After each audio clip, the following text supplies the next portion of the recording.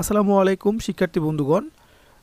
উপরের স্ক্রিনে যে প্রশ্নটি দেখতে পাচ্ছ সেটি হচ্ছে কালেক্টরিয়েট স্কুল অ্যান্ড কলেজ রংপুরের সামষ্টিক মূল্যায়ন 2024-এর ষষ্ঠ শ্রেণী শিল্প ও সংস্কৃতি প্রশ্ন। তো প্রথমে আমরা এই প্রশ্নের তত্ত্বীয় অংশ ক বিভাগটি দেখে নেই। যে এক কথায় উত্তর দাও। 15টা প্রশ্ন আছে, 15 মার্ক।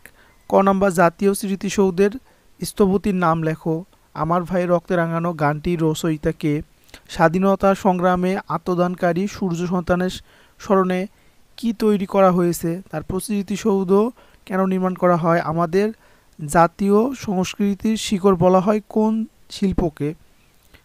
কোন 2 মাস নিয়ে গ্রীষ্মকাল? তারপরে হচ্ছে পরিবেশন কলার অন্তর্গত 2টি শাখার নাম লেখো। কোন পাখিকে তাঁতি পাখি বলা হয়? সুর কাকে বলে? বিন্দুর গতি পথকে কি বলে? দৃশ্যকলা কি? মৌলিক রং কয়টি ও কি কি?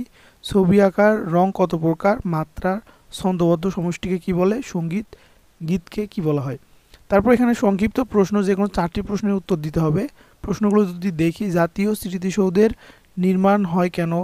1952 সালে ভাষা আন্দোলন কেন হয়েছিল? শিল্প সংস্কৃতি বলতে কি বুঝো?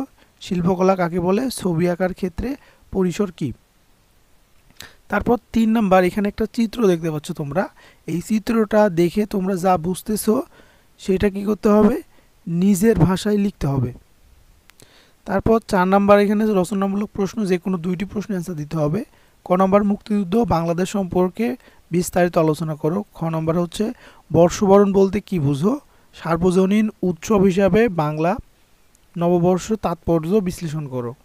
গ নম্বর আছে ছবি আঁকার ক্ষেত্রে মূল উপাদানগুলো কি কি? যে কোনো 2টি উপাদান সম্পর্কে আলোচনা করো। আর ঘ নম্বর, বর্ষাকালে প্রাকৃতিক কি কি পরিবর্তন তুমি লক্ষ্য করো? 10টি বাক্য লেখো। তারপর এখন আছে আমাদের ব্যবহারিক অংশ। ব্যবহারিক অংশ 1 নম্বর বন্ধু খাতা প্রদর্শন, যেটা তোমরা অলরেডি জমা দিয়েছো।